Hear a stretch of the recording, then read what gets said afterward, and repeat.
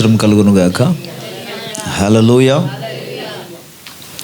పిల్లరా, దేవుని వాక్యములకి వెళ్దాం. పరిశుద్ధ గ్రంథంలో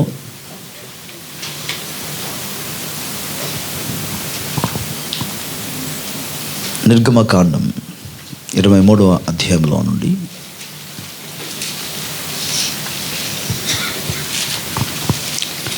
నిర్గమకాండం 23వ అధ్యాయంలో నుండి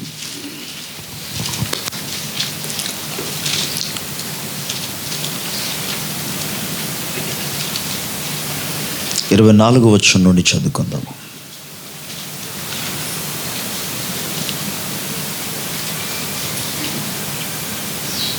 నిర్గమకాండం 23వ అధ్యాయము 24వ వచనం నుండి 27వ వచనం వరకు చదువుకుందాం.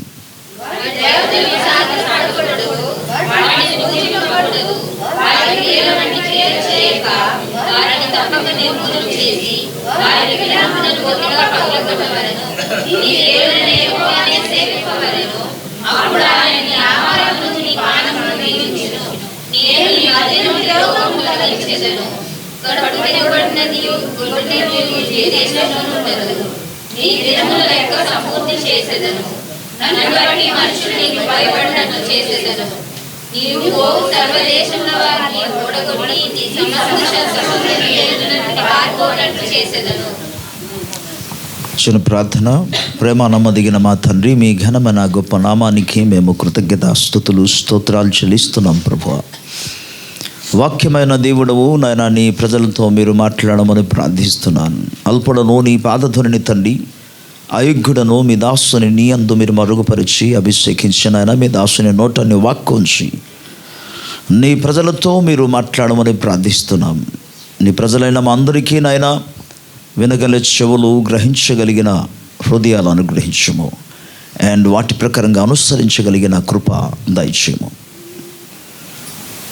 నీ కృప మీద ఆధారపడి నీ ఆత్మ సహమును కోరి నీవు నమ్మదగిన దేవుడవ నీ స్తుతులు చెల్లించి యేసు ప్రభు నామములో అడిగి పొందుచున్నాము తండ్రి, ఆమెన్.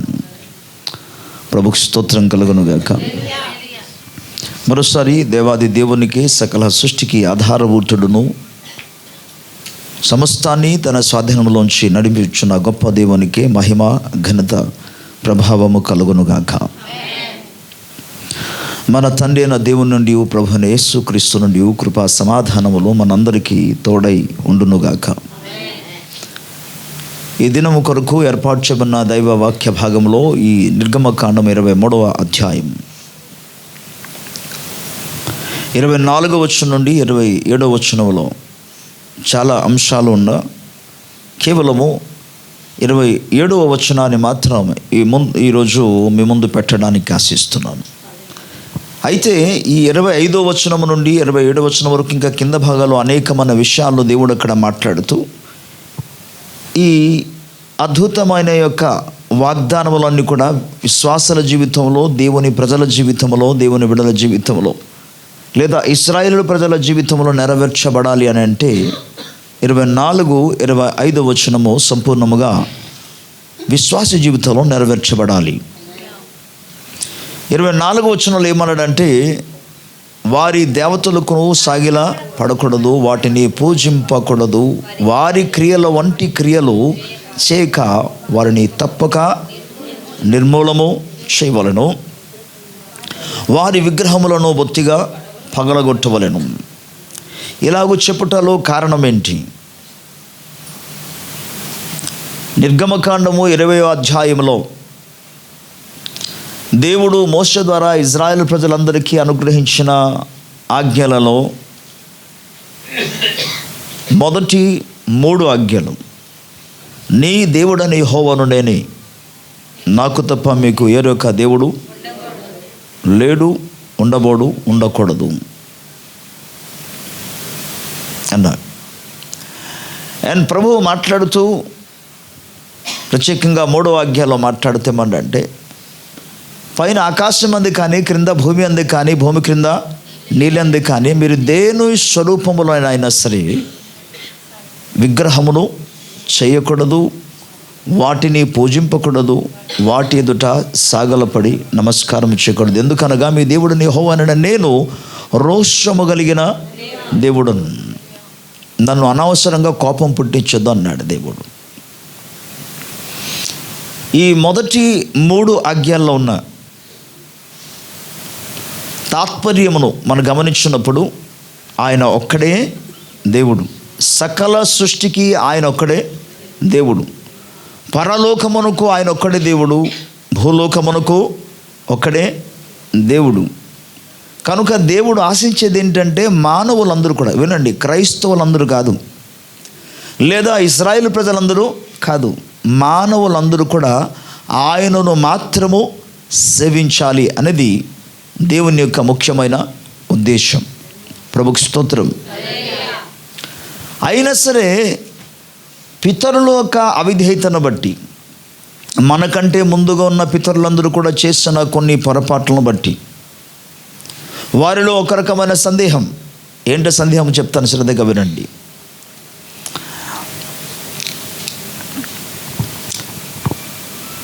ఐగుప్తు దేశంలో ఇశ్రాయేలు ప్రజలు 430 సంవత్సరాలు బానిసలుగా ఉన్నారు.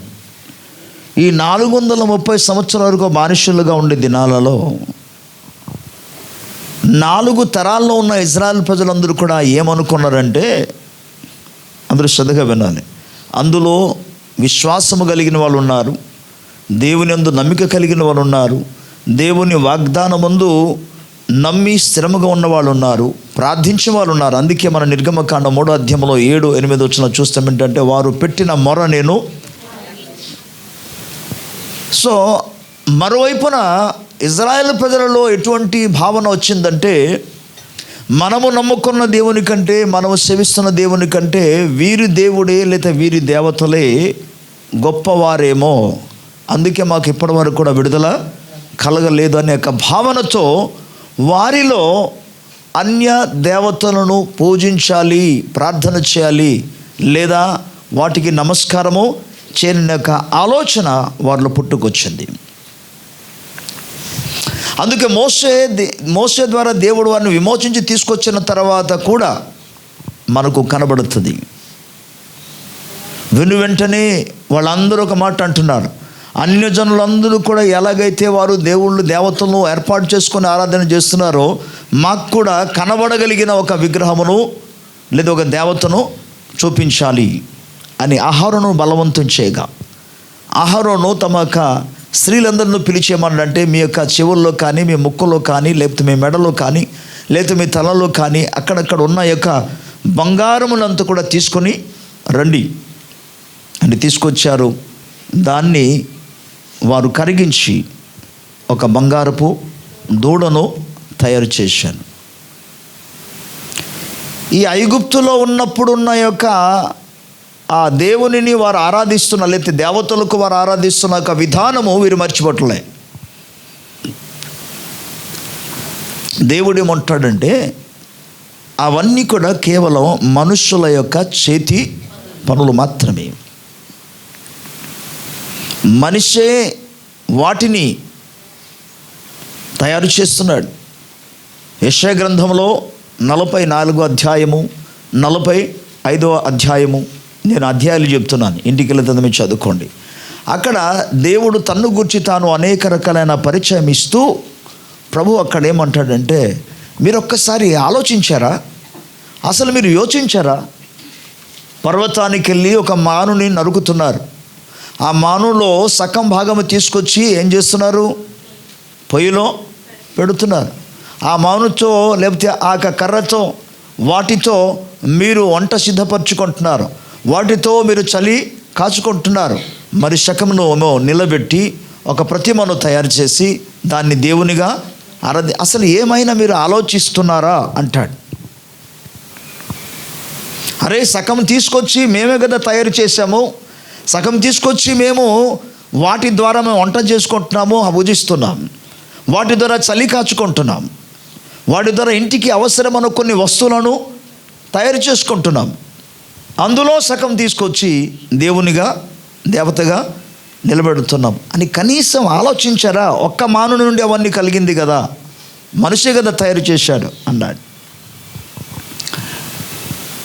చాలా కాలము నుండి మన దేశంలో రకరకాల వాటిని గురించి ప్రస్తావనలు చేస్తూ మాట్లాడుకుంటున్నారు. ఒక నాస్తికుడు ఉన్నాడు. ఆయన దేవుడు అంటే నమ్మడు, అసలు దేవుడినే నమ్మడు. అందుకే అతనికి నాస్తికుడు అంటారు. అతని పేరు గోగినేని అంటారు. ఈయన ఒక ప్రశ్న అడిగాడు యాంకర్లకి. సాధారణంగా యాంకర్కి మాత్రం కాదు, అందరికీ అడిగిన ప్రశ్న ఏమన్నాడంటే, మీరు మా దేవుడికి ఎలా చేశారు, మా దేవత ఎలా చేశారు, అక్కడున్న గుడిని ఎలా చేశారు, అక్కడున్న విగ్రహాన్ని చేశారు, ఏమాడు దేవుడు కదా తన్ను తాను కాపాడుకోలేడా అని ఒక ప్రశ్న అడిగాడు. అది వాస్తవమే కదా, తను తాను కాపాడుకోలే కదా. కాపాడడం కాదు, తన దగ్గరికి వెళ్ళిన వాళ్ళని అసలు ఏమాత్రం కూడా బ్రతకకూడదు కదా, ఆయన ముట్టడానికి వెళ్ళినవారు. అవన్నీ కేవలము మనుషుల చేతి పనులు. కనుక దేవుడు ఇక్కడ చెప్పేది ఏంటంటే, అందువలనే మరలా సెకండ్ టైం ఇజ్రాయెల్ ప్రజల జీవితాలు చూస్తే కొన్ని సందర్భాలలో దేవుడు వారిని అశ్షూరీయుల చేతికి అప్పగించాడు. మరికొన్ని సందర్భాల్లో దేవుడు అమాలేకుల చేతికి అప్పగించాడు. మరికొన్ని సందర్భాల్లో దేవుడు ఫిలిష్తీయుల చేతికి అప్పగించారు. వారి చేతికి అప్పగించిన ప్రతిసారి వారు ఏమనుకుంటున్నారంటే, మనం సేవిస్తున్న దేవుని కంటే వీరి దేవతలే గొప్పవాళ్ళేమో అని అనుకున్నారు. కానీ ఈరోజు మీకు చూపిస్తాను, శ్రద్ధగా మీరు వినండి. దేవుడని యెహోవా తప్ప మరొకడు దేవుడు లేనే లేడు. ఆయనే అన్నిటికంటే మించిన వాడు, అన్నిటికంటే ముందుగా ఉన్నవాడు. సకలమును కూడా తన నోటి మాట ద్వారా సృజించిన దేవుడు, సమస్తాన్ని తన స్వాధీనంలోంచి నడిపిస్తున్న దేవుడు ఆయన. స్తోత్రం.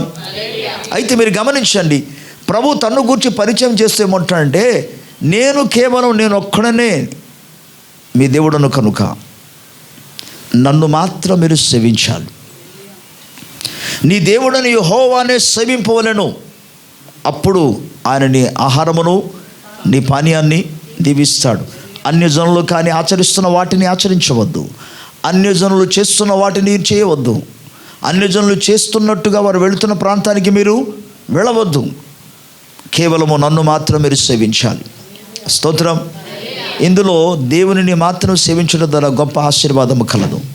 కేవలం అన్నపానాల్ని దేవుడు దీవించడం కాదు, మీ మధ్య నుండి నేను రోగమును తొలగిస్తానన్నాడు. బట్ కింద వచనంలోనికి మనం వెళదాం. 26వ వచనం నుండి మనము చూస్తే అక్కడ ఇక ఫలహీనమైన వాటిని ఏది కూడా ఉండదు అన్నాడు అక్కడ.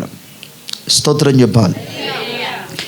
మీ మధ్య కానీ దేశములో, ప్రభుకి స్తోత్రం, హల్లెలూయ. దేశము గురించి మాట్లాడాడు. దేశములోనే ఉండదన్నాడు. ఏముండదు? ఫలహీనమైనది, నిష్ఫలమైనది. మీలో ఉండదు అని చెప్పటం లేదు అక్కడ. దేశంలోనే ఉండదు. మీరు ఆయన సేవిస్తే, ఆయనను మాత్రం నువ్వు ఆరాధన చేస్తే. ఓకే, 27వ వచనంలోనికి మనం వెళదాం.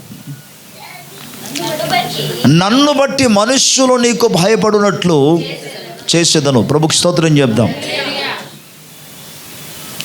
మనము దేవుణ్ణి మాత్రం సేవిస్తే, ఆయన మాత్రం ఆరాధన చేయగలిగితే, ప్రభు అంటున్నాడు, నన్ను బట్టి నేను మీకు తోడే ఉంటాను కనుక, నేను మీ పక్షముగా ఉంటాను కనుక, నేను మీకు ముందుగా నడుస్తాను కనుక, నేను మీ పక్షముగా యుద్ధము చేస్తాను కనుక మనుష్యులు భయపడతారు. మిమ్మల్ని చూసి వాళ్ళు భయపడతారు.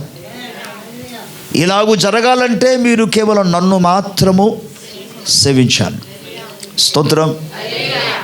మీ మనస్సు ఇటు కానీ అటు కానీ ఏమాత్రం కూడా తొలగనివ్వకూడదు. అందుకే లేఖనం రాబడింది, నీవు కుడికి కానీ ఎడమకు కానీ తొలగకూడదు అని దేవుని వాక్యం సెలవిస్తుంది. కేవలము దేవుణ్ణి మాత్రము ధ్యానము చేయాలి. ఎవరైతే యెహోవాను మాత్రము సేవిస్తారో, యెహోవాను మాత్రం ఆరాధన చేస్తారో, వారి విషయంలో దేవుడు అంటాడు, అన్నపానాలు దీవించడము, అనారోగ్యమును తొలగించడం అంత మాత్రం కాకుండా ప్రభు అంటున్నాడు, నీ దేశాన్ని ఫలవర్తిగా అని చేస్తాను.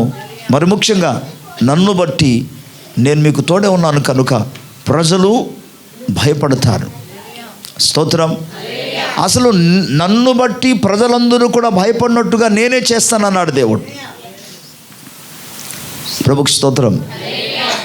అండ్ కింద ఇంకా నెక్స్ట్ ఏమంటాడంటే, నీవు పోవు సర్వదేశముల వారిని వాడగొట్టి నీ సమస్త శత్రువులు నీ ఎదుట నుండి పారిపోవున్నట్లు ప్రభుకు స్తోత్రం చెప్పాలి గట్టిగా హల్లెలూయా. మనిషికి కావాల్సింది ఏంటి? ఏం కావాలి? వెళుచున్న ప్రతి స్థలాల్లో దేవుడు తోడే ఉండి, దేవుడు నీ పక్షముగా, నా పక్షంగా, మన పక్షముగా ఆయన యుద్ధము చేసి అక్కడున్న శత్రువులను వెళ్ళగొట్టి మనకు జయమివ్వట కంటే కావాల్సింది ఇంకేంటి? ప్రభుకు స్తోత్రం హల్లెలూయా. దీన్ని అక్షరానుసారంగా ఇజ్రాయెల్ ప్రజల జీవితంలో దేవుడు నెరవేర్చాడు. అక్షరానుసారంగా అబ్రహాము జీవితంలో దేవుడు నెరవేర్చాడు. ఇస్సాకు జీవితంలో దేవుడు నెరవేర్చాడు.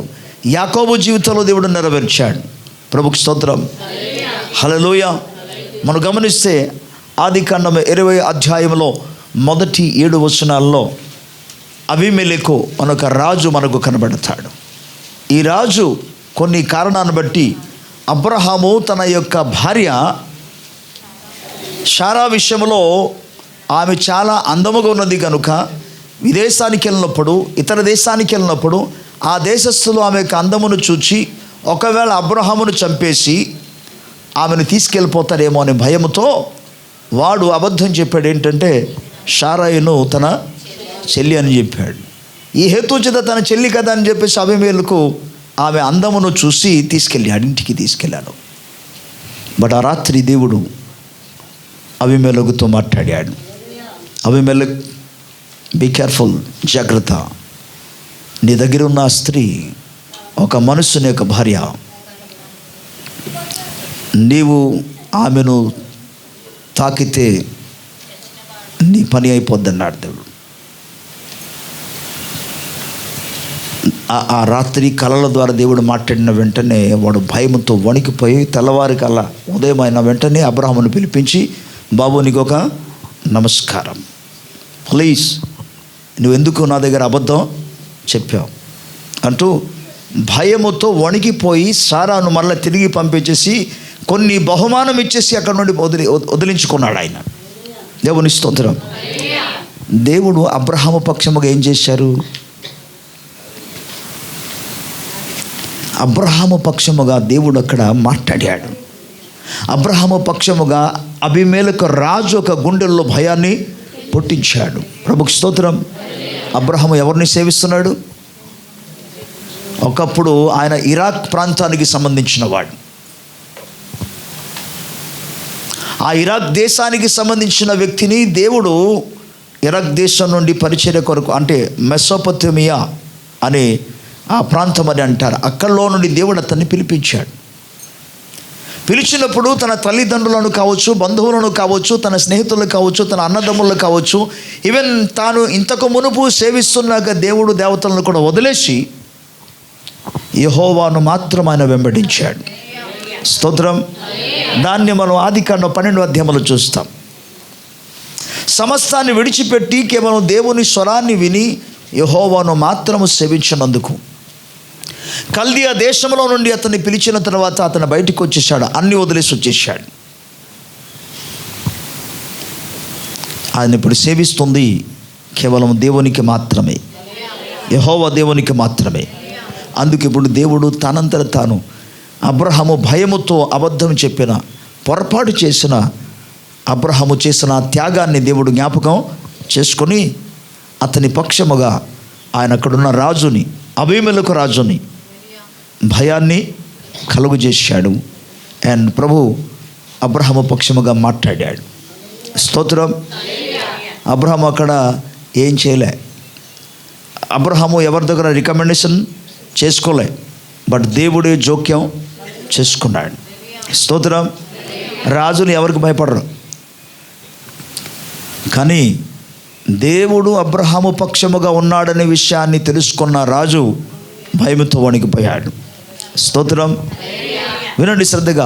నీవు పూర్ణ హృదయంతో దేవుణ్ణి సేవిస్తే, ఆయనను మాత్రమును ఆరాధన చేయగలిగితే, ఆయనను మాత్రం వెంబడించగలిగితే, నీవున్న ప్రాంతములలో ప్రజలు నిన్ను భయపడినట్లుగా దేవుడు చేస్తాడు. నీ పక్షముగా దేవుడు మాట్లాడుతాడు. దేవుని స్తోత్రం. అదే విధంగా ఇస్సాకు జీవితంలో కూడా జరిగింది. అబ్రహాము కాలంలో కరువు వచ్చినట్లుగానే ఇస్సాకు కాలంలో కూడా కరువు రాగా, ఆ కరువు కాలంలో ఈయన కూడా 26వ అధ్యాయంలో మనం చూసుకోగలిగితే, అది కూడా 6వ వచనం నుండి 11వ వచనం వరకు చూడగలము. ఈయన కూడా అబీమెలెకు అనే ప్రాంతానికి, అంటే అబీమెలెకు దగ్గరికే వెళ్ళాడు. అగైన్ మరి సేమ్ కండిషన్ మళ్ళీ జరిగింది. వాళ్ళ నాన్నగారు అబద్ధం చెప్పినట్టుగా ఇస్సాకు కూడా అబద్ధం చెప్పాడు. ఈయన కూడా నా చెల్లి అన్నాడు. సో అబ్రహాము భార్యను కూర్చున్నాక భయం ఉంది అబీమెలెకుకి. కాబట్టి ఈసారి ఇస్సాకు ఒక భార్య అయిన రిబెకాను తన దగ్గరికి తీసుకెళ్ళలేదు. కానీ ఈయన ఎంతవరకు వాస్తవం అని కనిపెట్టి చూస్తున్నాడు. ఈ లోపల ఆయన తన నగరంలో నుండి చూస్తుండగా కిటికీలో చూడగా అతడు ఇస్సాకు ఒక భార్య అనే విషయాన్ని కిటికీ నుండి చూడగా తెలిసింది. అప్పుడు వెంటనే అమ్మ బాబోయ్, ఆయన చాలా పాతక మా దేశానికి తీసుకొచ్చి ఉండేవాడు, అది తెలిసిపోయింది కానీ లేకపోతే మా పని ఏమై ఉండేది అని చెప్పి వాడు భయపడ్డాడు. ఎవరికి భయపడ్డాడు? ఇస్సాకుకు భయపడ్డాడు. ఇస్సాకు భయపడిపోయి, ఎరో బాబు నీలాంటి వాడు మన దగ్గర ఉండకూడదు, ఎందుకంటే నువ్వు అబద్ధం చెప్పి మా దేశం మీదకే గొప్ప ఘాతకాన్ని తీసుకొచ్చిండేవాడు, గొప్ప నాశనాన్ని తీసుకొచ్చిండేవాడు. అసలు మా రాజ్యంలో ఉన్న వాళ్ళు ఎవరైనా సరే తన భార్య కాదు తన చెల్లి అని చెప్పేసి ఒక్కవేళ ఎవరైనా ముట్టారు అనుకోండి, అయ్యో బాబోయ్, దేశం మీదకి దేవుని యొక్క ఉగ్రత వచ్చి ఉండేది అని చెప్పి, నీకు నమస్కారం బాబు, ఇక్కడ ఉండదు, వెళ్ళిపోమని అతన్ని పంపించేశాను.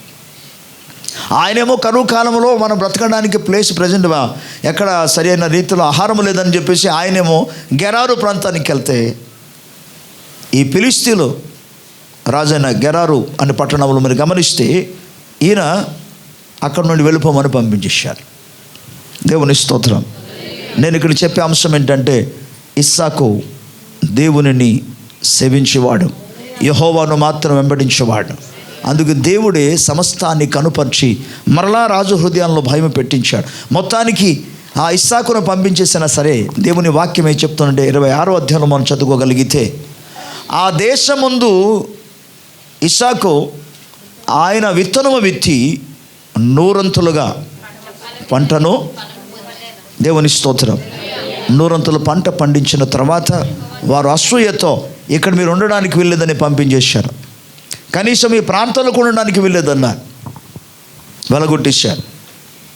బయటకు వచ్చేసి అబ్రహాము కాలంలో ఉన్నాక బావులన్నీ కూడా మరలా తిరిగి ఆయన త్రవించుకున్న తర్వాత ఫస్ట్ టైం వచ్చారు. ఇది మాది అన్నారు గెరారు దేశానికి సంబంధించిన సైనికులు, లేకపోతే అక్కడ ఉన్న ప్రజలు. మరలా 2వ ప్లేస్కి వెళ్ళాడు, ఇంకొక దగ్గర తవ్వారు, అది కూడా మాది అన్నారు. 3వ ప్లేస్కి వెళ్ళారు, అక్కడ తవ్వితే నీళ్ళు వస్తే ఇది కూడా మాది అన్నారు. ఫైనల్గా మనం గమనిస్తే వారు మరో స్థలానికి వెళ్ళి ఇస్సాకు ఒక దాసులు త్రవ్వగా జలలు గల ఒక ఊట కనబడింది. అక్కడికి ఎవరు కూడా అడ్డగించడానికి రాలేదు. అందుకే అక్కడ రహేబోత్ అనే పేరు అక్కడ పెట్టాడు. స్తోత్రం చెప్పాలి. రహేబోత్ అనే పదానికి అర్థం ఏంటంటే, దేవుడు నా శత్రువులను నా యొద్ద నుండి ఎడము చేశాడు. అందరూ చెప్పండి.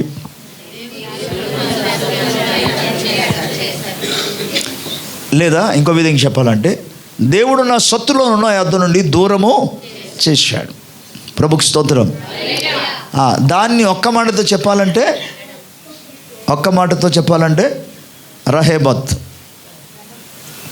రహేబోత్ అనే పదానికి అర్థం ఏంటి? దేవుడు మన శత్రువులను మన నుండి దూరం చేశాడు, లేదా ఎడము చేశాడు. సింపుల్, ఒక్క పదమే, కానీ ఇంత పొడవుగా ఉంటుంది మన తెలుగులో. దేవుని ప్రజలరా, ఇలాగ జరిగిన తర్వాత మీరు గమనించండి, దేవుడు ఇస్సాకునకు తోడై ఉన్నాడనే విషయాన్ని మరలా అబీమెలెకు తెలుసుకొని తనతో కొంతమంది స్నేహితులను పట్టుకొని వచ్చాడు. రాజుగారు ఎవరి దగ్గరికి వచ్చారు? ఇస్సాకు దగ్గరికి వచ్చి ఇస్సాకు బతిమాలుకుంటున్నాడు. బాబు, ఏంటయ్యా, నిన్న ఒక వారం రోజుల క్రితం, ఒక నెల క్రితం నన్ను అసలు మీ ప్రాంతంలో ఉండకూడదు, మీ ఊర్లో ఉండకూడదు, మీ పట్టణంలో ఉండకూడదు, వెళ్ళిపోవాలి అని పంపించేశారు కదా. ఇంక ఏం గొడవ చేయడానికి వచ్చారు అన్నాడు. ఇస్సాకు అలాగ మాట్లాడితే అబీమెలెకు అంటున్నాడు, అయ్యా నీతో గొడవడానికి మేము రాలేదండి, కానీ సమాధాన పడడానికి వచ్చామన్నాడు. దేవుని స్తోత్రం. మేము ఒక విషయం కనుగొన్నాం ఏంటంటే, దేశస్థులు కానీ మా ప్రజలు కానీ మిమ్మల్ని త్రోసివేసినా ఏం చేసినా దేవుడు మీకు తోడై ఉన్నాడు. ప్రభుకి స్తోత్రం. ఇప్పుడు అబీమెలెకు కానీ అబీమెలెకు రాజ్యానికి సంబంధించిన ప్రజలు కానీ సైనికులు కానీ ఇస్సాకును భయపడడానికి కారణం ఏంటి? దేవుడు ఇస్సాకునకు తోడై ఉన్నాడు. ప్రభు వాగ్దానము స్పష్టంగా ఉంది. మనం చూస్తాం ఏంటంటే, మీరు నన్ను మాత్రము సేవిస్తే నన్ను బట్టి ప్రజలు నీకు భయపడినట్లుగా నేను చేస్తాను. మీ శత్రువులను నేను ఓడగొట్టేదని, అంటే ఓడిస్తాను. నీ ఎదుట వారు ఓటమి పాలేనట్టుగా చేస్తా, బట్ నన్ను మాత్రం మీరు సేవించాలి. స్తోత్రం. ఈవెన్ తర్వాత మనం చూస్తే యాకోబు జీవితంలో కూడా అది జరిగింది.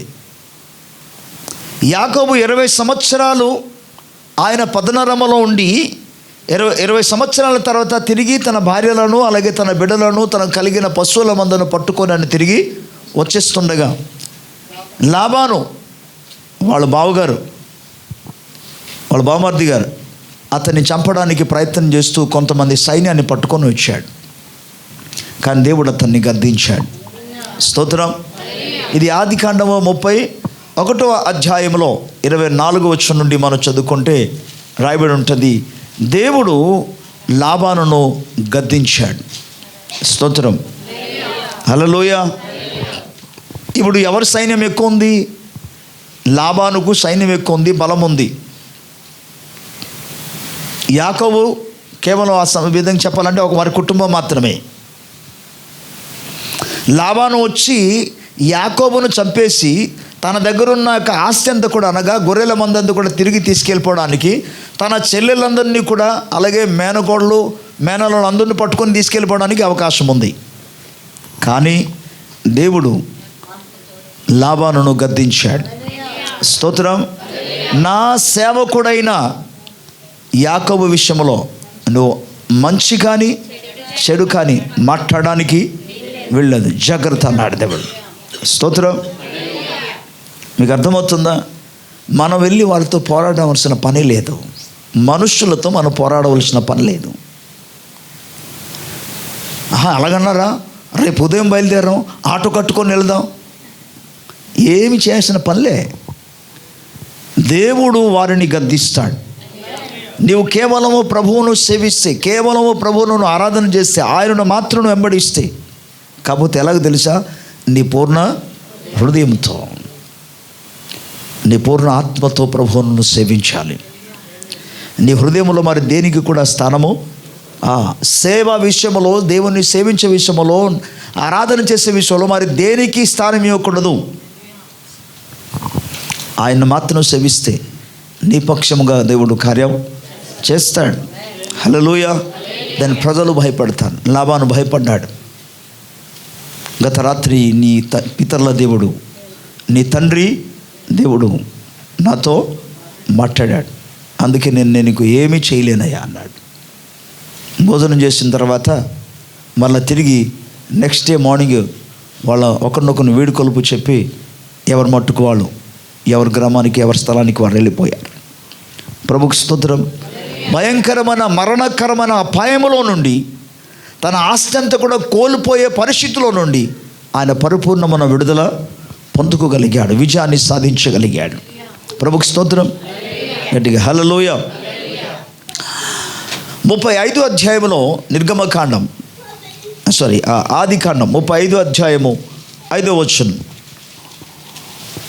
తెరవాలి. వారు ప్రయాణమైపోయినప్పుడు దేవుని భయము వారి చుట్టూ పట్టణముల మీద ఉండెను. ప్రభుకు స్తోత్రం చెప్దాం. హల్లెలూయా. 35వ అధ్యాయంలో ప్రయాణం చేస్తుంది ఎవరు? యాకోబు కుటుంబం. యాకోబు తన బిడ్డలందరితో కూడా కలిసి, తన మందలతో కలిసి ఆయన ప్రయాణము చేస్తున్నాడంట. ఇక్కడ 5వ వచనంలో ఏమరాయబడిందంటే, వారు ప్రయాణము పోయినప్పుడు దేవుని భయము వారి చుట్టూనున్న పట్టణముల మీద ఉండెను గనుక వారు యాకోబు కుమారులను ప్రభుకి స్తోత్రం. వారికి అన్యుల ప్రాంతాల్లో ప్రయాణం చేస్తున్నారు, కొత్త ప్రాంతాల్లో ప్రయాణం చేస్తున్నారు.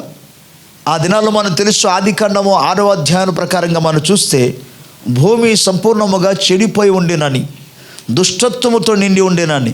అందుకే దేవుని యొక్క ఉగ్రత, కోపము నోహావు కాలంలో ప్రజల మీదకి దిగి వచ్చి జలప్రళయం ద్వారా వారిని నాశనము చేశారు. మరి యాకోబు కాలం వచ్చినప్పటికీ ప్రజలందరూ మంచి వాళ్ళు ఉన్నారా? నో. సొంత బావమారిదే వచ్చి ఆస్తి తీసుకెళ్ళిపోదాం అని అనుకున్నాడు కదా, కానీ దేవుడు మాట్లాడాడు కనుక భయంతో వెళ్ళిపోయాడు. ఇప్పుడు దేవుడు ఏం చేశాడంటే, దేవుడు యాకోబుకు కలిగిన సమస్తము చుట్టూ ఆయన తన కావలి ఉంచి వారికి తోడుగా ఉండి నడిపిస్తున్నాడు కనుక, బహుశా నేను అనుకుంటాను దేవుని యొక్క సన్నిధి లేక దేవదూతల యొక్క ప్రసన్నత లేదా సన్నిధి ఈ బయటనున్న పట్టణంలో ఉన్న ప్రజలందరూ కూడా చూచి, అమ్మో దేవుడు వారికి తోడై ఉన్నాడు, దేవుడు యాకోబునకు తోడై ఉన్నాడు. దేవుని స్తోత్రం. ఇక్కడ కేవలము లాబానుకు మాత్రం భయం కలిగించడం కాదు, ఆయన ప్రయాణం చేస్తున్న మార్గం అంతటిలో కూడా, ఆయన వెళుచున్న ప్రతి పట్టణాల్లో ప్రభుకి స్తోత్రం, దేవుని గురించిన భయం వారికి పట్టిందని. అందుకే ఎవరు కూడా యాకోబును కానీ యాకోబు కుటుంబాన్ని కానీ వారు ముట్టలేదు. ప్రభుకి స్తోత్రం. హల్లెలూయా. ప్రియులారా, దేవుడు నీ జీవితంలో ఒక కార్యము చేయాలి. జస్ట్ ప్రభువు నీ పక్షముగా కార్యం చేసినట్టుగా ప్రార్థించు, దేవుడు నీ పక్షముగా మాట్లాడినట్టుగా ప్రార్థించు. అది జరిగితే చాలు, ప్రజలు నిన్ను భయపడతారు. నీ దగ్గర ఇక్కడ ఉండవలసింది అధికారం కాదు, నీకు కావలసింది డబ్బు బలము కాదు, నీకు కావలసింది పదవులు కాదు, నీకు కావలసింది సైన్య బలము కాదు. ఒక్కసారి దేవుడు నీ పక్షముగా మాట్లాడితే చాలు, ఒకసారి దేవుడు మీ పక్షముగా వ్యాజ్యమాడితే చాలు, వారు భయపడతారు. దేవుని స్తోత్రం. ఇక్కడ ప్రభు ఇస్తున్న వాగ్దానం ఏంటంటే, నన్ను బట్టి ప్రజలు నిన్ను భయపడినట్టుగా నేను చేస్తానని ఆయన ఇస్తున్న వాగ్దానం ఇది. ప్రభుకి స్తోత్రం. ఇక అటు తర్వాత మనం చూస్తే యెహోషువ గ్రంథంలో అనేక స్థలాలలో దేవుడు గొప్ప అద్భుత కార్యములు చేశాడు. ఒకసారి మనం అందులోనికి వెళదాం. యెహోషువ గ్రంథం 5వ అధ్యాయం 1వ వచనం.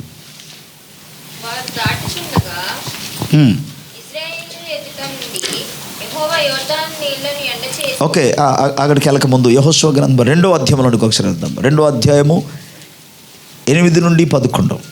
యెహోషువ గ్రంథము 2వ అధ్యాయం. మరి బైబిల్ అందరూ తెరవాలి, అందరూ చదవాలి.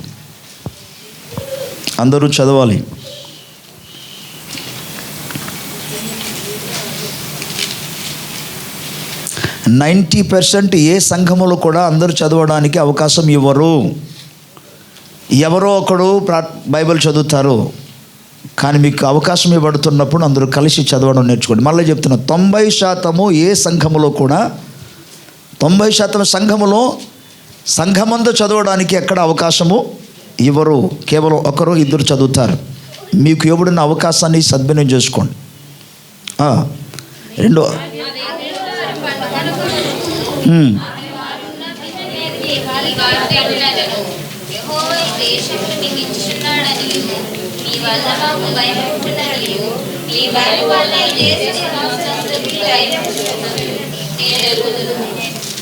మళ్ళా చదువుకుంది కొద్దిమందే. యేసు రక్తమే జయం. ప్రభుకి స్తోత్రం. ఈ హల్లెలూయా ఒకటి ఏదో అలవాటు అయిపోయింది చేసేస్తున్నారు తప్ప మిగతా విషయాలు ముందుకు రావాలి. వాక్యము చదివే విషయాలు ముందుకు రావాలి. ఎన్నిసార్లు చెప్పించుకుంటారు? Okay, right. 8వ వచనంలో మనం చూసుకుంటే, ఆ వేగుల వారు పండు కొనక మునుపు ఆమె వారున్న మిద్దె మీదకి ఎక్కి వారితో ఇట్లనెను, యెహోవా ఈ దేశమును మీకు ఇచ్చుచున్నాడనియు మీ వలన మాకు భయము పుట్టుననియు మీ భయము వలన ఈ దేశ నివాసులందరికీ ధైర్యము చెడుననియు నేను ఎరుగుదును.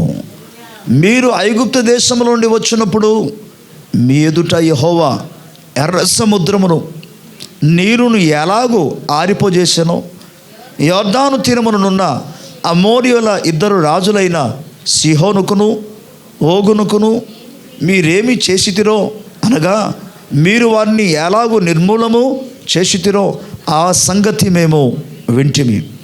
మేము వినినప్పుడు మా గుండెలు కరిగిపోయెను. మీ దేవుడైన యెహోవా పైన ఆకాశమందును క్రింద భూమి అందును దేవుడే. మీ ఎదుట ఎట్టి మనుషులకైనాను ధైర్యం ఏమాత్రమును ఉండదు. ప్రభుకు స్తోత్రం. యొర్దాను నది వారు దాటిన వెంటనే యెహోషువ 12 మంది గోత్రకర్తల నుండి 12 మంది ముఖ్యులైన వారిని దేశమును వేగు చూడడానికి పంపించారు. వారు వేగు చూడడానికి వెళ్ళినప్పుడు కొన్ని సందర్భాలు జరిగింది. రాహాబు అనే ఒక ఆమె వారి ఇంటి మిద్దె మీద వారిని ఉంచి సురక్షితంగా ఉంచి మళ్ళీ తిరిగి క్షేమంగా పంపివేసింది. ఆమె చెప్తున్న మాట ఏమని, మీకు విషయం తెలుసండి, అసలు మీరంటేనే మా దేశస్తులందరికీ భయం అన్నాడు. ఎందుకు తెలుసా? ఎర్ర సముద్రమును మీ దేవుడు పాయలు చేశాడనే విషయాన్ని మేము విన్నాము. ఆ దేవుడు మీ పక్షంగా ఉన్నాడనే విషయాన్ని మాకు తెలిసింది. ఆయన పగటి వేళ మేఘస్తంభములో, రాత్రి వేళ అగ్ని స్తంభములో మీకు తోడే ఉండి, మీకు దగ్గరగా ఉండి, మీకు ముందుగా ఉండి ఆయన నడిపిస్తున్న విధానాన్ని గురించి మేము విన్నప్పుడు మా దేశస్తులందరూ కూడా గుండెలు కరిగిపోయాయండి. మా దేశంలో ఉన్న అందరూ కూడా భయంతో వణికిపోతున్నారు. మీరు దగ్గరికి వచ్చారన్న వార్త విన్న వెంటనే. ప్రభుకు స్తోత్రం. గట్టిగా స్తోత్రం చెప్పాలి. హల్లెలూయా అని అంటున్నారు. ఆమె చెప్తున్న మాట ఏంటంటే, మా దేశంలో అందరికీ ధైర్యము చెడిపోయింది. వారు భయపడిపోతున్నారండి. మీరు దగ్గరికి వస్తుంటే వాళ్ళు భయపడిపోతున్నారు. మీరు గమనించండి. 11వ వచనంలో మేము వినినప్పుడు మా గుండెలు కరిగిపోయాయి. ఏమి విన్నప్పుడు? అయ్యో బాబోయ్, ఇజ్రాయెల్ ప్రజలకు దేవుడు తోడే ఉన్నాడట, వారి పక్షముగా ఆయన యుద్ధము, వారి కొరకు సముద్రాన్ని కూడా తేల్చేసి తీసుకొచ్చేస్తున్నాడట. ప్రభుకు స్తోత్రం. ఈ వార్త విన్న వెంటనే ప్రజలకి యొర్దాను నది యువతలో ఉన్న వాళ్ళందరూ కూడా భయంతో వణికిపోతున్నారు. దానికి బదులుగా ఇంకొక విషయం ఏంటంటే, ఆ దేశంలో ఉన్న వారిలో అమాలీకులైన రాజులను, 2 మెయిన్ రాజులందరూ కూడా దేవుడు పడగొట్టాడు. ప్రభుకు స్తోత్రం. నిజానికి గమనించినప్పుడు అక్కడ దేవుడు అన్నాడు, మీరు ఆ ప్రాంతం నుంచి వెళ్ళినప్పుడు వాళ్ళ దగ్గరికి మీరు వెళ్ళవద్దు. ఎందుకంటే వారు నోహావు కాదు,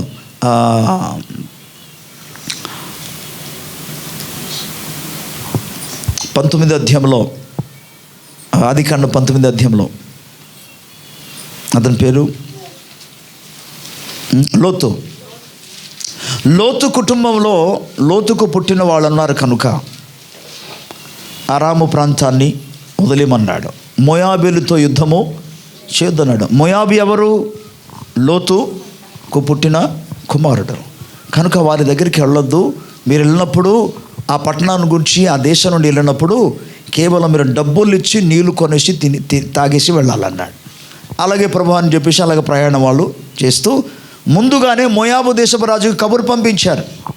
అయ్యా, మీ దేశంలో నుండి మేము ప్రయాణం చేస్తాం, మీ దేశంలో నుండి మాకు ఏది అక్కర్లేదు, మీ దేశాన్ని మేము స్వాధీనం చేసుకోము, కానీ ఒకటి మీరు మాకు అనుమతి ఇవ్వాలంటే ఏంటంటే, మేమే మా డబ్బులు ఇచ్చి రూకలు ఇచ్చి కొనుక్కుంటాం, మీ ఒక్క అవకాశం ఇవ్వండి, మేము ఎవరికి హాని చేయము, ఈ మార్గం గుండా వెళ్ళడానికి మాకు పర్మిషన్ ఇస్తే చాలన్నాడు. కానీ మోయాబు రాజు ఏం చేశాడు?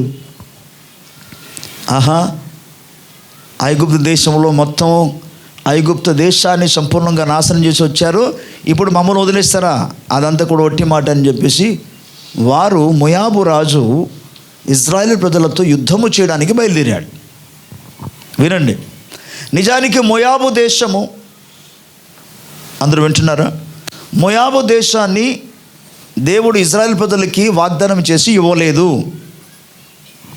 కనానీయుల దేశాన్ని దేవుడు ఇజ్రాయేల్ ప్రజలకి వాగ్దానము చేశాడు. కానీ మోయాబీయులు అందరూ కూడా ఆ విధంగా వారు నాశనం అవడానికి కారణం ఏంటంటే, ఇజ్రాయేల్ ప్రజలు దేవుని యొక్క మాట విని వారు డబ్బులు ఇచ్చి నీళ్లు తాగి ఆహార పదార్థాలు కొనేసి మార్గము గుండా వెళ్ళిపోవడానికి పర్మిషన్ అడిగితే పర్మిషన్ ఇవ్వకుండా ఇజ్రాయేల్ ప్రజలతో వారు యుద్ధము చేయడానికి వచ్చారు. కనుక అందును బట్టి ఇజ్రాయేల్ ప్రజలు వారితో యుద్ధం చేయవలసిన అవసరం పడింది.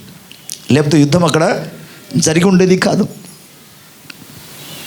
అయితే మోయాబులో ఉన్న వాళ్ళు ఎటువంటి రాజులు అంటే, మనం చూస్తే లేఖనాలు మనం చూడగలం. అక్కడ 11వ వచనం రాయబడి ఉన్నది, చాలా గొప్ప గొప్ప రాజులు వారు.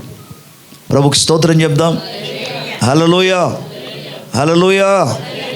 వారు అతి గొప్ప గొప్ప రాజులందరినీ కూడా హతమార్చాడు. అనవసరంగా వాళ్ళు యుద్ధానికి వచ్చారు, వారు రాజ్యాన్ని కోల్పోయారు. నిజానికి దేవుని ఉద్దేశం ఏంటి? యోర్దాను నది అవతలనున్న ఆ కనాను దేశాన్ని ఇజ్రాయెల్ ప్రజలకి ఇద్దాం అనుకున్నాడు. కానీ యోర్దాను నది యువతలో ఉంటుండగానే ఈ మోయాబు దేశస్థులు ఇజ్రాయెల్ ప్రజలకి వెళ్ళడానికి పర్మిషన్ ఇవ్వకుండా యుద్ధం చేయడానికి వచ్చారు. కాబట్టి అక్కడ యుద్ధం జరిగింది. ఆ యుద్ధంలో దేవుడే ఇజ్రాయెల్ ప్రజలకి గొప్ప విజయాన్ని ఇచ్చాడు. ప్రభుకి స్తోత్రం. అక్కడ ఇజ్రాయెల్ ప్రజలు విజయం పొందుకున్నారు. కనుక యోర్దాను నది యువతల కూడా ఇప్పుడు ఈ మోయాబు దేశాన్ని స్వాధీనం చేసుకున్నారు. అందులో 2.5 గోత్రాలు యువతలే ఉండిపోయారు. 2.5 గోత్రాలు. ఇజ్రాయేలు ఎన్ని గోత్రాలు? 12 గోత్రాల్లో 2.5 గోత్రాలు. ఈ స్థలం అంతా చూసి అంత బాగుందని చెప్పేసి మోయాబు దేశాన్ని చాలామంది సెలెక్ట్ చేసుకున్నారు. 2.5 గోత్రాలు.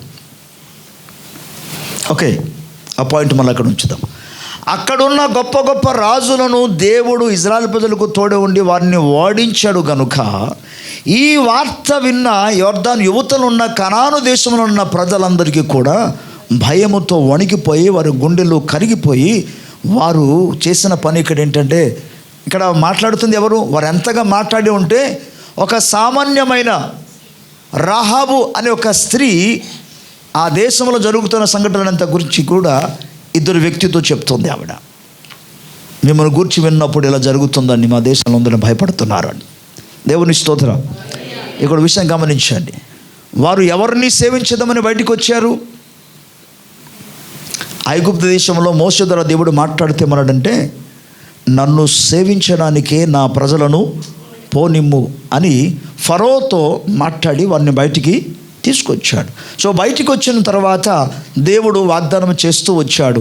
ఇక నిర్గమకాండ 20 అధ్యాయంలో నుండి ఇజ్రాయేల్ ప్రజలకి కావాల్సిన కట్టడాలు, విధులను, ఆజ్ఞలన్నీ కూడా ఓకే ప్రభు అనుగ్రహించి మీరు నన్ను మాత్రము సేవించాలని ప్రభు వారిని ఆజ్ఞాపించాడు. అయితే వాటిని అనుసరిస్తూ వాళ్ళు వస్తుండగా జరిగిన విషయం ఏంటంటే, ఈ లోపల అనేక మంది శత్రువులు వారిని అడ్డగించడానికి ప్రయత్నం చేశారు, పర్మిషన్ ఇవ్వకుండా చేశారు. కానీ దేవుడే వారి పక్షముగా యుద్ధము చేశాడు. ప్రభుకి స్తోత్రం. ఇప్పుడు వీరి గురించిన భయము కేవలం ఒక దేశంలో కాదు, అన్ని దేశాల్లో కూడా ఇజ్రాయేల్ ప్రజల గురించిన భయము పట్టుకుంది. దేవుడు నీ పక్షముగా ఏం చేయాలి తెలుసా? ఒక అద్భుత కార్యం. ఇజ్రాయేల్ ప్రజల కొరకు ఎర్ర సముద్రమును పాయలు చేస్తున్నట్లుగా దేవుడు నీ కొరకు ఒక సముద్రాన్ని ఆయన చీల్చివేస్తున్నప్పుడు, ఎక్కడైతే అయ్యో నేను వెళితే మునిగిపోతానని భయపడుతున్నావో అటువంటి వాటిని దేవుడు చీల్చివేసగలిగిన అద్భుత కార్యము చేస్తే ప్రజలు నిన్ను భయపడతారు. ప్రభుకి స్తోత్రం. హల్లెలూయా. మనము సేవించుతున్న దేవుడు సామాన్యమైన దేవుడు కాడు. మనం సేవిస్తున్న దేవుడు వెండి బంగారము లేదా మనుషుల చేత తయారు చేయబడిన వెండి బంగారము కాయి ఈ యొక్క కర్ర రాయి మ్రాణుతో తయారు చేయబడిన దేవుడు కాడు. ఆయన సజీవుడైన దేవుడు, జీవము కలిగిన దేవుడు, నిరంతరము జీవిస్తున్న దేవుడు. అందుకే ఆయనకు పేరు ఏంటంటే eternal God, everlasting father, నిత్యుడైన దేవుడు, శాశ్వత కాలం వరకు జీవిస్తున్న దేవుడు. Praise the Lord. పిల్లలు, అందుకే ఆయనను మాత్రమును సేవించగలిగితే దేవుడు నీ కొరకు, నీ కుటుంబము కొరకు ఆయన సముద్రం వంటిది కూడా సమస్యలను ఆయన చీల్చి అందులో ఆయన త్రోవను సరళము చేయగలడు. ఆరిన నేలలో తన ప్రజలను ఆయన దాటించగలిగిన దేవుడు ఆయన. స్తోత్రం. ఆ మాట వింటేనే మిగిలిన దేశస్తులందరూ కూడా భయం. సో నిన్ను ప్రజలు చూసి భయపడాలంటే నీ జీవితంలో దేవుడు ఏదో ఒక అద్భుత కార్యం చేయాలి. నీ కొరకు ఆయన బండను చీల్చాలి. స్తోత్రం. నీ పక్షముగా ఆయన వ్యాజ్యమాడాలి. నీ పక్షముగా ఆయన యుద్ధము చేయాలి. ఇంతకుముందు మీకు చెప్పినట్లుగా ఈ మోయాబీలందరూ కూడా గొప్ప గొప్ప రాజు వారు హతమార్చబడిన తర్వాత మీరు గమనించండి. చిన్న ఎగ్జాంపుల్ మీకు చెప్తాను. ఒక పట్టణంలో 5,000 మంది ఉన్నారు.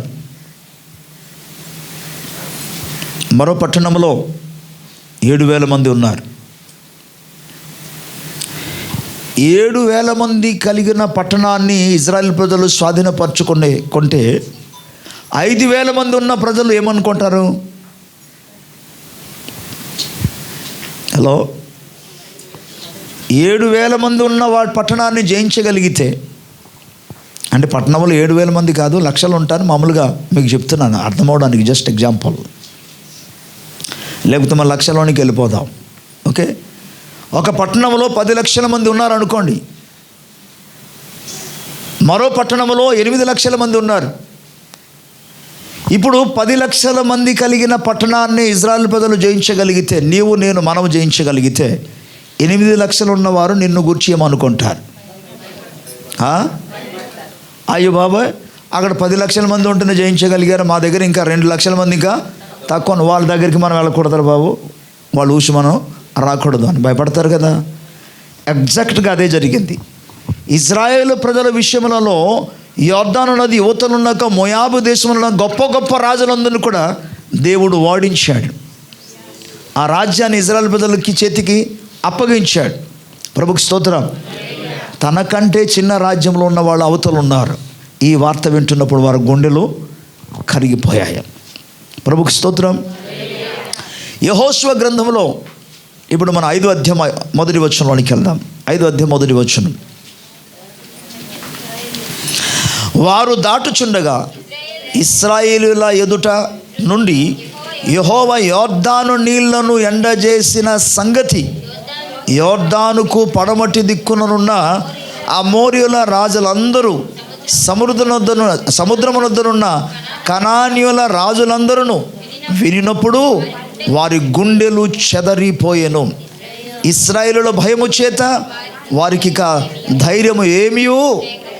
ప్రభుకు స్తోత్రం. ఒక్కసారి జరిగింది ఆ వార్త, యొర్దాను నది యువతలు ఉన్న వాళ్ళందరూ కూడా భయము పుట్టిస్తుంది. దేవుడు ఒక్కసారి ప్రభు ఇజ్రాయెల్ ప్రజల పక్షముగా కార్యం చేశాడు. వారు బయలుదేరి వెళుచుండగా, దేవుని స్తోత్రం కలుగునుగా, హల్లెలూయా, వారు దాటుచుండగా ఇజ్రాయేలు గుర్చిన యొక్క భయము వారి ఎదుట నుండి దేవుడు ఎప్పుడేం చేశారు? సెకండ్ సిచ్యువేషన్ ఇక్కడ. ఎప్పుడో ఇజ్రాయెల్ ప్రజల జీవితంలో ఇంతకు మునుపు కొన్ని సంవత్సరాల క్రితం దేవుడు ఎర్ర సముద్రమును పాయలు చేశాడు. అప్పటికి కొన్ని సంవత్సరం అయిపోయింది. మోయాబీలను హతమార్చాడు, కొన్ని సంవత్సరం అయిపోయింది. కానీ నిన్న కాకుండా మొన్నే జరిగిన సంఘటన ఏంటంటే, దేవుడు వారి కళ్ళ ముందే దగ్గరే ఆయన యొర్దాను నదిని పాయలు చేశాడు. ప్రభుకు స్తోత్రం. నిన్న కాక మొన్న అంటే నేను ఇప్పుడు మీకు చెప్తున్న వార్త కాదు ఇది. నిన్న మొన్న అంటే నిన్న మొన్న గురించి కాదు. ఆ దినాల్లో యొర్దాను యువతలు ఉన్న ప్రజలకి దగ్గరే జరిగిన సంఘటన అది. ఎక్కడో ఎర్ర సముద్రం ఎక్కడుంది? ఐగుప్తు దేశంలో. ఓకే, ఐగుప్తు దేశం దగ్గర ఉన్న ఎర్ర సముద్రం దాటిపోయి వచ్చేసారు వాళ్ళు.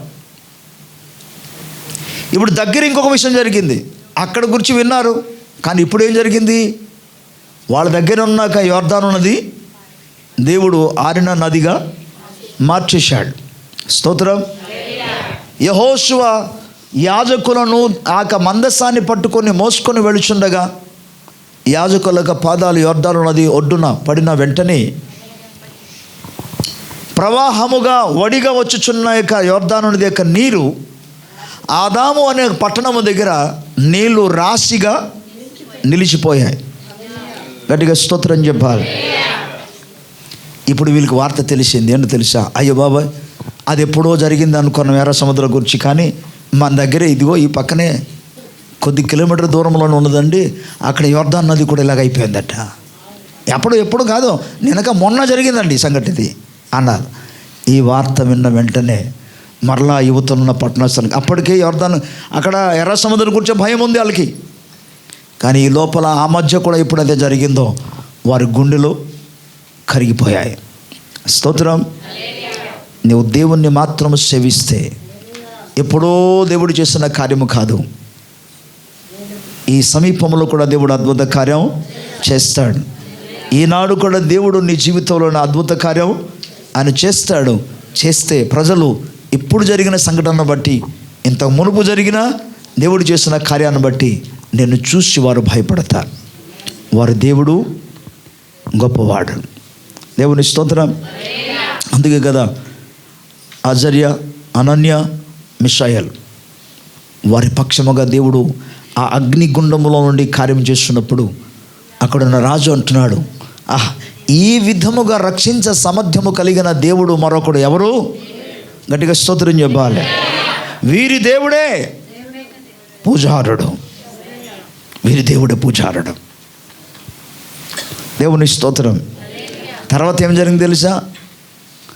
ఆ దేశంలో అందరికీ కూడా బబులోను రాజు ఒక ఆజ్ఞాపించాడు, ఇక నుండి ఎవరైనా సరే షడ్రేకు, మేషకు, అబద్నగో అనబడుతున్న వీరు, అనగా అజర్య, అనన్య, మిషాయిల్ అనబడుతున్న వీరి దేవునికి వ్యతిరేకముగా కానీ వీరికి వ్యతిరేకంగా ఎవరైనా మాట్లాడితే జాగ్రత్త. మీ యొక్క ఇల్లులు తుత్తు నీళ్ళగా చెబడి పెంట కుప్పగా మారుతుంది, కేర్ఫుల్ అన్నాడు. దేవుని స్తోత్రం. హల్లెలూయా. ఈ ముగ్గురు వ్యక్తులు ఏముందండి? నథింగ్. వాళ్ళ దగ్గర ఏమైనా అధికారం ఉందా? రాజుగారు కానీ రాజు దగ్గర ఆ పని చేస్తున్న యొక్క అధికారులకు కానీ రికమెండేషన్ ఏమైనా చేశారా? బతిమాలు కొన్నారా? నో. వారు చేసింది ఒకటే, మేము సేవించుచున్న, గట్టిగా స్తోత్రం చెప్పాలి, మేము సేవిస్తున్న దేవుడు. వారు యెహోవాను మాత్రము సేవించినందుకు అక్కడ చాలా బలవంతం చేశారు. గమనించండి, రాబో దినాల్లో, ఇప్పుడు కావచ్చు, రాబో దినాల్లో కావచ్చు, ఇప్పటికే సువార్త కొరకు రకరకాల ఆటంకాలు జరుగుతున్నాయి. ఈవెన్ ఫ్యూచర్లో కూడా కేవలము మేము తయారు చేసిన వాటినే మీరు ఆరాధన చేయాలి అన్నప్పుడు నీవు, నేను, మనమందరము కూడా దేవుని బిడ్డలు, దేవుని సంఘము ఏం చెప్పాలి తెలుసా? మేము యేసు ప్రభువును మాత్రము సేవిస్తాం. స్తోత్రం. ఆ టైంలో దేవుడు నీ పక్షముగా ఆయన కార్యము చేస్తాడు. నీ పక్షముగా దేవుడు యుద్ధం చేస్తాడు, నీకు విజయాన్ని అనుగ్రహిస్తాడు. నిన్ను గుర్చిన భయము ప్రజలకి కలుగునట్టుగా దేవుడు చేస్తాడు. ప్రభుకి స్తోత్రం కలుగును. హల్లెలూయా. అందుకే ఈ వార్త అంతా కూడా ఇప్పుడు 5వ అధ్యాయం చూసుకున్నాం. 6వ అధ్యాయం 1వ వచనంలోనికి వెళితే, ఆ కాలమున ఇశ్రాయేలు భయము చేత ఎవడును వెలుపలికి పోకుండాను లోపలికి రాకుండాను ఎరికో పట్టణము ద్వారము గట్టిగా, ఎరికో పట్టణములో ద్వారము గట్టిగా మూసేయడానికి కారణం ఏంటి? తలుపు మూసేయాలి కదా, మూసేయలేదు కాదు. అక్కడ పాయింట్ ఏంటంటే ఇజ్రాయెల్ ప్రజలు కూర్చున్న భయము. దేవుని స్తోత్రం. వారి పట్టణంలో ఉన్న ఆ ఐరన్, ఇనుప ఏమనొచ్చు ద్వారాలు, ఇనుప తలుపులన్నీ కూడా గెడ వేసేయడానికి కారణం, మూసివేయడానికి కారణం ఇజ్రాయెల్ ప్రజలు కూర్చున్న భయం. ప్రభుకి స్తోత్రం. వాళ్ళు ఎంత భయపడినా, అందుకే కదా సువార్త ప్రకటించకుండా మూసేయడానికి ప్రయత్నం చేస్తున్నారు. వినండి, దేవుని స్తోత్రం. సువార్త ప్రకటించకుండా మూసివేయడానికి ప్రయత్నం చేస్తున్నారు. కానీ మనం ప్రభు దగ్గర ప్రార్థన చేసి స్తుతిస్తే ఆ తలుపులు, ఇనుప తలుపులు కూడా, దేవుని స్తోత్రం. ప్రభు అంటాడు యెషయా ప్రవక్త ద్వారా మాట్లాడుతూ, ఎందుకో నేను ఇత్తడి తలుపులను పగలగొట్టేదను, ఇనుప గడియలను ఊడగొట్టేదను. ఏమన్నారు? ఇత్తడి తలుపులను పగలగొట్టిదను, ఇనుప గడియలను. అయితే మనకేమి? కనీసం అటువంటి మాటలు వింటున్నప్పుడు స్తుతించాలనే మైండ్ అసలు రాదా? ఆ మనసు రాదా? హల్లెలూయా. మీ స్థానంలో నేను ఉంటే తప్పకుండా ప్రభువుని స్తుతిద్దును. అసలు దేవుని ప్రజలారా, ఇక్కడ గమనించండి, శత్రువు ఎన్ని ప్రయత్నాలు చేసి ద్వారాలు మూసేసిన స్తుతి ద్వారా, స్తుతి శక్తి ద్వారా, స్తుతి యొక్క బలము ద్వారా, ప్రార్థన శక్తి ద్వారా ఆ తలుపులన్నీ కూడా ఇత్తడి తలుపులైన దేవుడు పగలగొడతాడు, ఇనుప గడియలైన దేవుడు వాటిని ఓడగొట్టిస్తాడు. స్తోత్రం.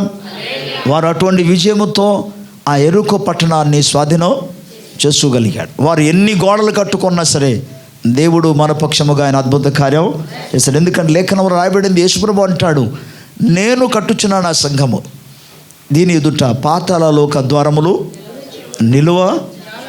దేవుడు ఆ పాతాళలోక ద్వారం నిలువ జాలకుండా అద్భుత కార్యమైన చేస్తాడు. దేవునికి స్తోత్రం కలుగును. గట్టిగా హల్లెలూయా.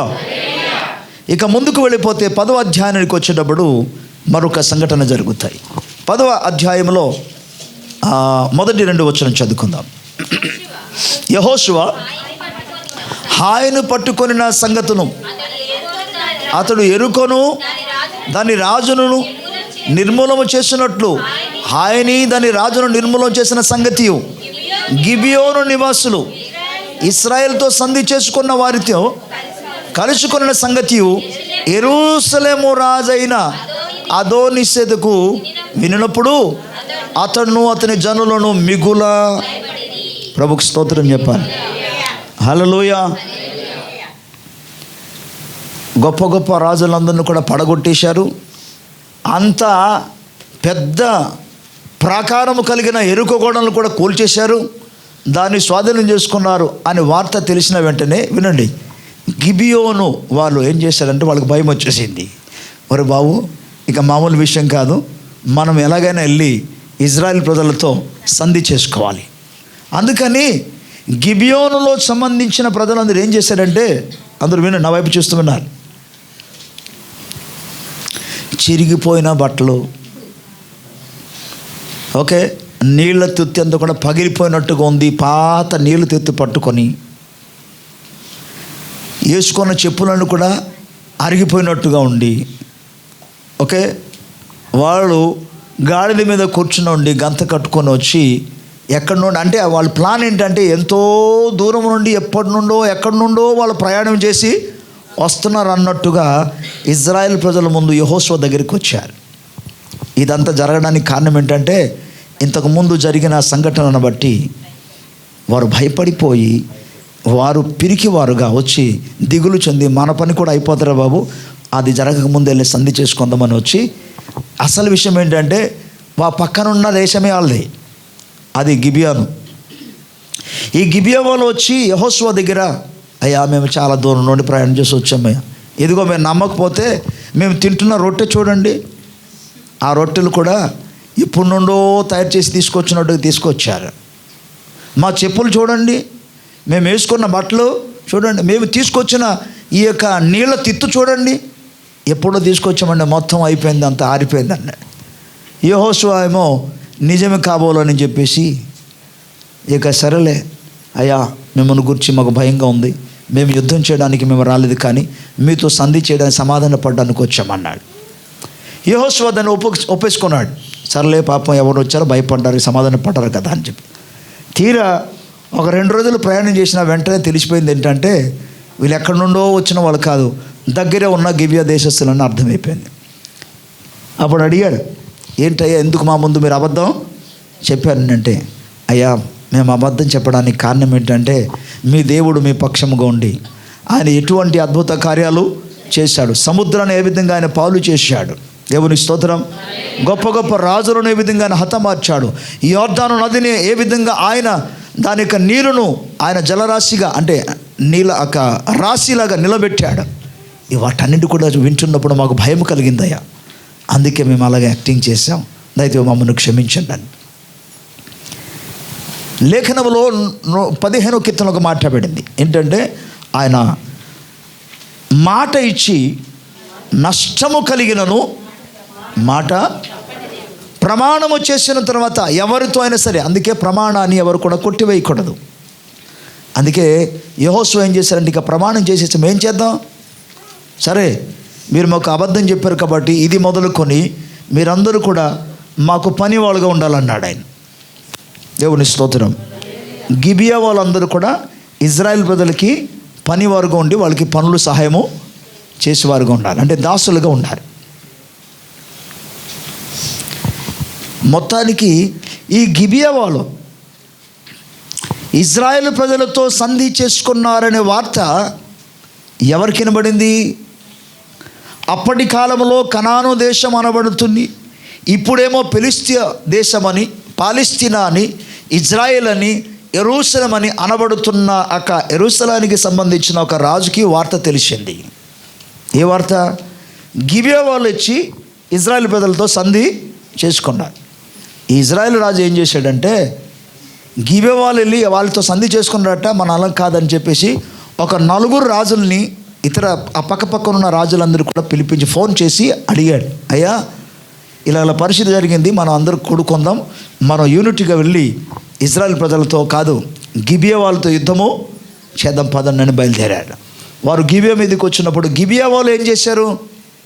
యెహోషువకు కబురు, అయ్యా ఇలా జరిగింది, మీతో మేము సంధి చేసుకున్నామని చెప్పి మా మీదికి 4 రాజ్యాల నుండి రాజులు వచ్చి పడ్డారయ్యా, వచ్చి మాకు సహాయము.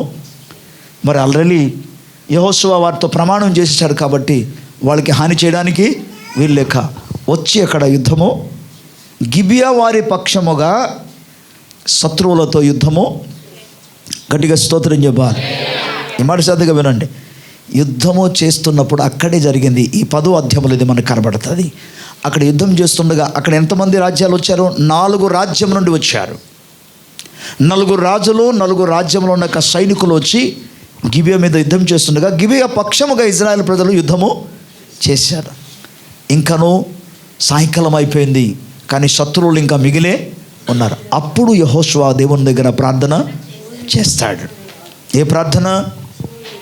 సూర్యుడా, 12వ వచనములో, యెహోవా ఇశ్రాయేలు ఎదుట అమోరీయులను అప్పగించిన దినమున ఇశ్రాయేలు వినుచుండగా యెహోషువ ఇలా యెహోవాకు ప్రార్థన ఏమని, సూర్యుడా నువ్వు గిబియోనులో నిలువుము, చంద్రుడా నువ్వు అయోనులో లోయలో నిలువుము, జనువులు తమ శత్రువుల మీద పగ తీర్చుకునే వరకు సూర్యుడు నిలిచెను, చంద్రుడు ఆగెను అను మాట యాసేరు గ్రంథములో రాయబడి ఉన్నది.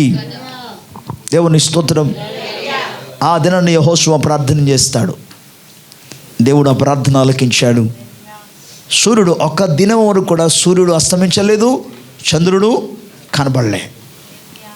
దేవుని స్తోత్రం.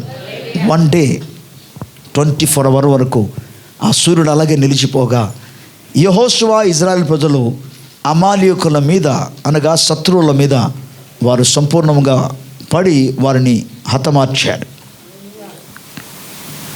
ఇప్పుడు మిగిలిన దేశస్తులందరూ కూడా భయం. ఈరోజు మీకు ఇస్తున్న సందేశం ఏంటంటే, నీ దేవుడైన యెహోవాను మాత్రం సేవిస్తే ఆయన నీ పక్షముగా యుద్ధము చేస్తాడు, నీ పక్షముగా ఆయన వ్యాజ్యమాడుతాడు, నీ పక్షముగా ఆయన మాట్లాడుతాడు, ఆయన నీకు తోడై ఉంటాడు. నిన్ను ఆస్వాదించగా, నిన్ను విడుదల చేయగా, నిన్ను స్వస్థపరచగా, నీ చేతి పనులను దేవుడు ఆశీర్వదించగా, అభివృద్ధిపరచగా, అప్పుడు ప్రజలందరూ తెలుసుకుంటారు ఏంటంటే, మేము వీరిని కీడు చేయడానికి ప్రయత్నం చేసాము, కానీ దేవుడు వారి పక్షముగా ఉన్నాడని చెప్పి నిన్ను చూసి దేవుణ్ణి బట్టి వాళ్ళు భయపడతారు.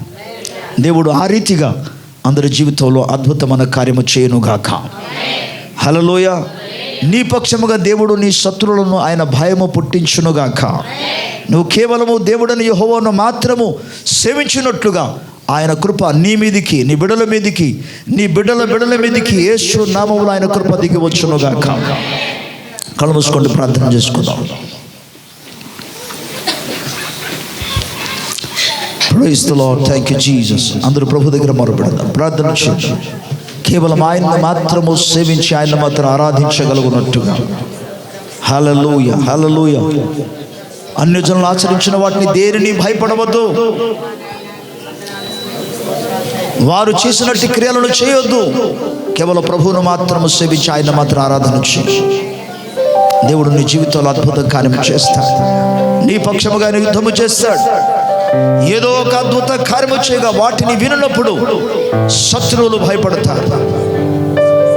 హల్లెలూయా, స్తోత్రం. నీవు శత్రువును చూచి భయపడడం కాదు దేవుని బిడ్డ, నిన్ను చూచి వారు భయపడినట్టుగా దేవుడు చేస్తాడు. ఆయన మాత్రం సేవించడానికి ఒక అద్భుతమైన నిర్ణయం తీసుకో.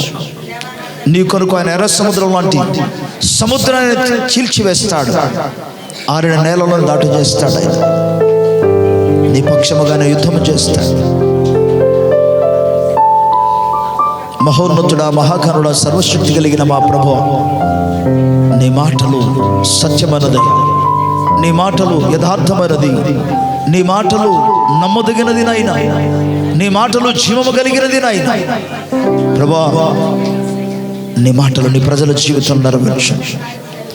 ఈ ఉదయకాల సమయంలో కేవలం నిన్ను మాత్రము సేవించగలుగునట్లుగా, నిన్ను మాత్రం వెంబడించగలిగిన భాగ్యాన్ని నీ ప్రజలకు ప్రసాదించమని బ్రతిమాలుకుంటున్నారు. నిన్ను బట్టి ప్రజలు భయపడినట్టుగా కార్యమిచ్చండి. అబ్రహాము పక్షముగా, ఇస్సాకు, యాకోబుల పక్షముగా, ఇజ్రాయేలు ప్రజల పక్షముగా నువ్వు కార్యము చేసినట్టుగా అద్భుత కార్యము చేయనైనా. నాయనా, యెరికో పట్టణాన్ని మూసివేసినట్టుగా ఈనాడు స్వార్థ ప్రభావ ప్రకటించబడకుండా, నీ రాజ్య వ్యాప్తి కలగకుండా నాయనా అనేక ప్రాంతాలను అడ్డగిస్తుండగా, అయ్యా ఇత్తడి తలుపులను పగలగొట్టునాయినా, ఇనుప గడియలను ఓడగొట్టునాయినా, ఘన విజయాన్ని అనుగ్రహించమని ప్రార్థిస్తాం.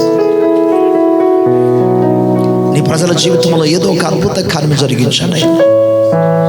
మహిమ మీరు పైన యేసు ప్రభు నామములో ప్రార్థిస్తున్నాము తండ్రి. ఆమేన్. God bless you. ప్రభువును దీవించును గాక.